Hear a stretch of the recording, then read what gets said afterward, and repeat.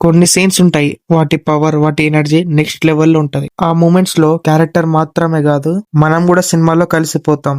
దేవుడే తన రూపంలో కనిపిస్తున్నాడా అని అనిపిస్తుంది. అలా జరిగే సీన్స్ వన్స్ ఇన్ లైఫ్ లో దాన్ని మనం గాడ్ మూమెంట్స్ అంటాము. ఆ సీన్ లో దేవుడు కనిపించడు, కానీ ఆ చేసింది యాక్టింగ్ లో మన దేవుడు కనిపిస్తాడు.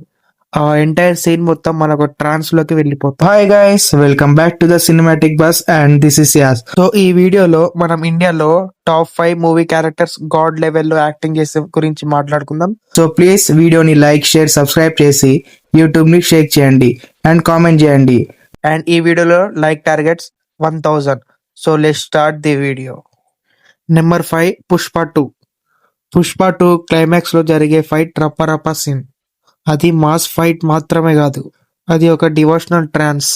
ఈ సీక్వెన్స్ లో పుష్పని ఎగతాళి చేసుకు తన మీద శారీ కూడా వేసి అండ్ అక్కడ ఉన్న అమ్మాయిని కూడా ఎగతాళి చేస్తున్న ఆ టైంలో ఒకేసారి అల్లు అర్జున్ మీద అమ్మవారి వచ్చినట్టు రప్ప సీన్ ఉంటది.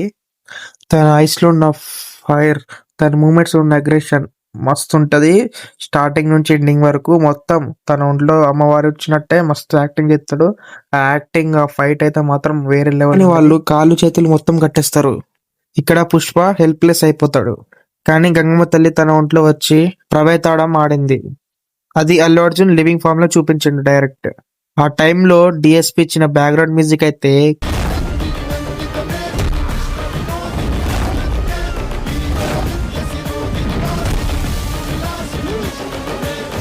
కుత్త ర్యాంప్, అసలు మామూలు ఉండదు. ఆ బీజిఎం కి అల్లు అర్జున్ యాక్టింగ్ కి మామూలు లేదు అసలు. అందుకే ఈ యొక్క క్యారెక్టర్ నుంచి గాడ్ క్యారెక్టర్ వరకు పోతుంది. నెంబర్ 4, కల్కి 2898 AD. కల్కి మూవీలో ప్రభాస్ గారి క్యారెక్టర్ పేరు భైరవ. మూవీ మొత్తంలో ప్రభాస్ ని ఒక ఫన్ గా, ఒక సెల్ఫిష్ గా చూస్తాం. కానీ క్లైమాక్స్ లో the original characters come out. Who is he అనేది. భైరవ నుంచి కర్ణుడు రివీల్ సీన్. ఆ రివైల్ మూమెంట్ లో సినిమా కంప్లీట్ గా డివోషనల్ గా మారిపోతుంది. అశ్వత్థామ అండ్ సుమక్తిని మనం సినిమా స్టార్టింగ్ నుంచే సుప్రీం బీయింగ్స్ గా చూసాం. కానీ Bhairava true form reveal moment లో ఆడియన్స్ మొత్తం షాక్ లోకి వెళ్ళిపోయారు. భైరవనే కర్ణుడ అనేది ఒక షాక్ మూమెంట్ వచ్చింది. సీన్ లో కృష్ణుడు కర్ణుడికి ఎలివేషన్ ఇవ్వడం, అప్పుడు ప్రభాస్ గారు అట్లా స్లో మోషన్ లో రథంలో వచ్చి ఆలస్యమైన ఆచార్యపుత్ర అని అనగానే థియేటర్ మొత్తం బ్లాస్ట్. అండ్ ఇక్కడ కరెంట్ లైఫ్ లో ప్రభాస్ చేతిలో స్టిక్ రాగానే తను కర్ణుడుగా మారిపోతాడు. ప్రభాస్ గారి ఐస్, తన ఎక్స్ప్రెషన్, ఆ బ్యాక్గ్రౌండ్ మ్యూజిక్ లో వచ్చే ధీరా ధీరా బీజియం అన్ని కలిసి సినిమా నుంచి డివోషనల్ సినిమా లాగా క్రియేట్ అయింది. అన్ని కలిసి ఆ సెకండ్ లో ప్రభాస్ గారి ఫేస్ లో లైటింగ్, తనలో వచ్చిన silence, that's the moment went cinema into god level. 3, Baahubali 2 parts లో కూడా మహేంద్ర బాహుబలిని గాడ్ లైక్ ఆరాతో చూపిస్తాడు. మహేంద్ర బాహుబలి గురించి చెప్పాలంటే తను శివలింగాన్ని ఈజీగా లేపేస్తాడు అండ్ నీటి కుండ కూడా ఎక్కుతాడు.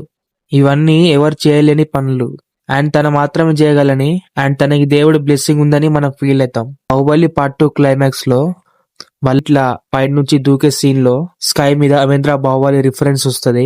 It's a pure God movie అని చెప్పొచ్చు. Number 2, triple R movie just mass and action sequence కాదు, అది డీప్లీ రిలీజియన్స్ ని రీక్రియేట్ చేసే ఒక 2 క్యారెక్టర్లు ఉంటాయి. క్లైమాక్స్ ఫైట్ లో రాజు అండ్ భీమ్ ఇద్దరు కలిసి బ్రిటిష్ ఆర్మీ మీద ఫైట్ చేస్తారు. రామరాజుని రాముడిగా సింబాలిక్ గా అండ్ భీమ్ ని హనుమంతుగా సింబాలిక్ గా చూపిస్తాడు. రామరాజు ఇంజూర్ అయ్యాక భీమ్ తన పైన పెట్టుకుని, తన భుజాల మీద పెట్టుకుని ఫైట్ చేస్తాడు. ఎలా అయితే హనుమంతు పైన రాముడు ఎక్కించుకుని పోతాడు అలా. అండ్ భీమే తనని రాముడు రూపంలో మొత్తం సెట్ చేస్తాడు. దెన్ ఈ షాట్ వస్తుంది భయ్యా, ఈ సీన్ రాముడిని రీకాల్ చేస్తుంది. అండ్ దెన్ ఈ సీన్ హనుమంతుని రీకాల్ చేస్తుంది. సేమ్ లైక్ హనుమంతుడు ద్రోణగిరి ప్రాంతాల్లో లేపినట్టు మన జూలియన్ టైర్ కూడా బైక్ ని లేపుతాడు. అంటే హనుమంతుడు లాగా తనకు కూడా భీమ్ కూడా అంత పవర్స్ ఉన్నట్టు చూపిస్తాడు. అలా ఇద్దరిని గాడ్ ఆరా ఉన్నట్టు క్యారెక్టర్స్ వాళ్ళిద్దరు కలిసి ఫైట్ చేస్తే వాళ్ళని ఎవరు ఆపలేరు అనేది ఈ SS Rajamouli thought. It's a pure god moment అని చెప్పొచ్చు. నెంబర్ 1, కాంతారా. గాడ్ మూమెంట్ అంటే ఈ కాంతారాలో పక్కా చూడొచ్చు. ఈ సీన్ ఎన్నిసార్లు చూసినా ప్రతిసారి గూస్ బంప్ వస్తుంది. శివ ఒక నార్మల్ మనిషే, అందరిలాగా తను కూడా ఒక విలేజ్ లోనే ఉంటాడు. క్లైమాక్స్ కి శివ తన స్పృహ కోల్పోతాడు. అండ్ తను చావుకి దగ్గరున్నప్పుడు కాంతారకి రక్షణ అయిన కులిగ దేవుడు తనలోనికి ప్రవేశిస్తాడు. ఆ మూమెంట్ లో తన హ్యూమన్ నుంచి డివోషనల్ మూమెంట్ లో ట్రాన్స్ఫర్ అయిపోతాడు. ఆ సెకండ్ నుంచి శివ బాడీ నార్మల్ గా ఉండదు, ఒక దేవుడు విషయంలో వెళ్ళిపోతాడు. సడన్లీ శివకి లైఫ్ వస్తది. ఒక డివైన్ పవర్ కంప్లీట్ తన బాడీని అటాక్ చేసినట్టు ఉంటది. అది అన్‌కంట్రోలబుల్. ఆ మూమెంట్ లో రిషబ్ శెట్టి గారి యాక్టింగ్ అయితే నెక్స్ట్ లెవెల్. అందరికి గూస్ బంప్స్ వస్తాయి అసలు. ఆ మూమెంట్ లో హీరో కనబడదు, మన ముందు ఒక దేవుడు ఉన్నట్టే క్లియర్ కట్ గా కనబడుతుంది. తన ఐస్ లో ఉన్న ఇంటెన్సిటీ, తన బాడీలో ఉన్న వైబ్రేషన్, తన మూమెంట్స్ లో ఉన్న రిథమ్ అన్ని ఒక గాడ్స్ ట్రాన్స్ఫర్ లోకి తీసుకువెళ్ళిపోతాడు. ఆ బ్యాక్గ్రౌండ్ మ్యూజిక్ అయితే నెక్స్ట్ లెవెల్ ఉంటది. అండ్ రిషబ్ శెట్టి చేసే స్క్రీన్ ప్రెజెన్స్, యాక్టింగ్ తన మస్తు అసలు నెక్స్ట్ లెవెల్ ఉంటది. This scene is pure god moment when Rishab Shetty comes into god. So ఇవి క్యారెక్టర్స్ అన్ని నార్మల్ క్యారెక్టర్ నుంచి గాడ్ లెవెల్ క్యారెక్టర్ వరకు ట్రాన్స్ఫర్ అయ్యే మూమెంట్స్. ఈ సీన్స్ చూసినప్పుడు మీ ఫస్ట్ రియాక్షన్ ఏంటది కామెంట్ చేయండి. అండ్ ఈ టాప్ 5 లో మీకు ఏ ఇష్టమైందో అని కూడా కామెంట్ చేయండి. సో ప్లీజ్ వీడియోని లైక్, షేర్, సబ్స్క్రైబ్ చేసి యూట్యూబ్ ని షేక్ చేసేయండి. So bye, take care, signing off your Yas. And నా తరపున నుంచి మీకు మీ ఫ్యామిలీస్కి హ్యాపీ దివాళీ.